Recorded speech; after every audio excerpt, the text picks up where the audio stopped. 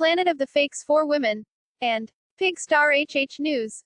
I'm shaken. I feel it's partly my fault. Neighbor distraught after his welfare check call ends with police shooting black woman through a bedroom window, killing her. By Tenacia Kenny. October 13, 2019. 0485. A Fort Worth, Texas, police officer is on leave after shooting and killing a black woman inside a home early Saturday after a concerned neighbor dialed police to perform a welfare check. Atatiana Jefferson, 28, died around 2:30 a.m. after an officer fired at her through a window of the home, the Dallas Morning News reported. Police initially reported that Jefferson lived at the residence, however the Tarrant County Medical Examiner's Office said she lives in Dallas. Relatives said she was inside watching her 8-year-old nephew at the time. Relatives said Atatiana Jefferson, 28, was watching her nephew when a Fort Worth police officer opened fire through a window, killing her. Photo, GoFundMe page. Neighbor James Smith called the police department's non-emergency line after noticing the front door was flung open and all the lights were on.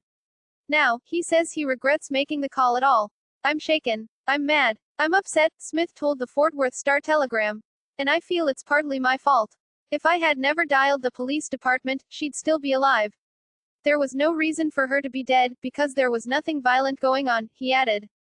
There was no distress at this particular property. They had no reason to come here with guns drawn. Body camera video released by the Fort Worth Police Department shows the officer in question searching the perimeter of the home with a flashlight before entering what appears to be the backyard. Moments later, he shines his light on one of the home's windows and yells, "Put your hands up. Show me your hands." Within a second of these commands, a single shot is then fired, and the screen goes black.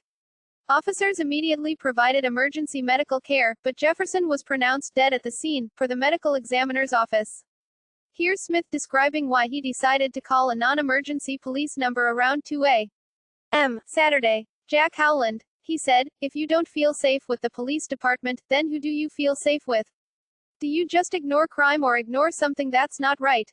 In a statement, Fort Worth PD detailed the fatal encounter and said the officer opened fire after perceiving a threat. Officers also discovered a firearm in the bedroom, however, it's unclear whether Jefferson, 28, was holding it at the time she was shot.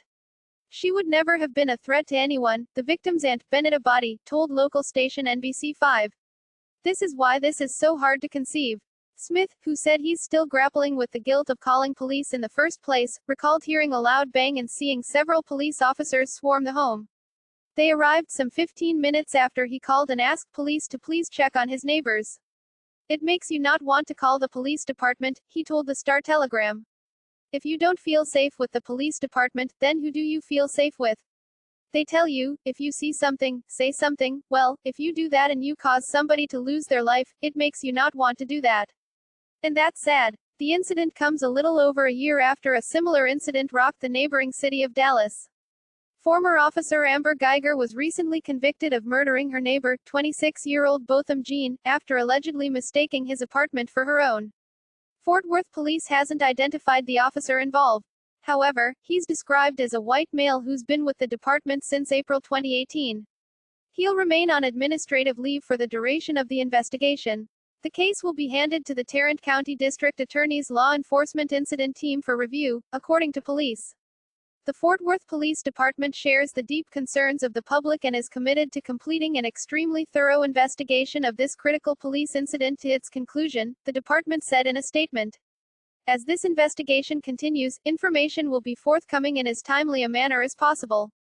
A GoFundMe campaign has since been launched to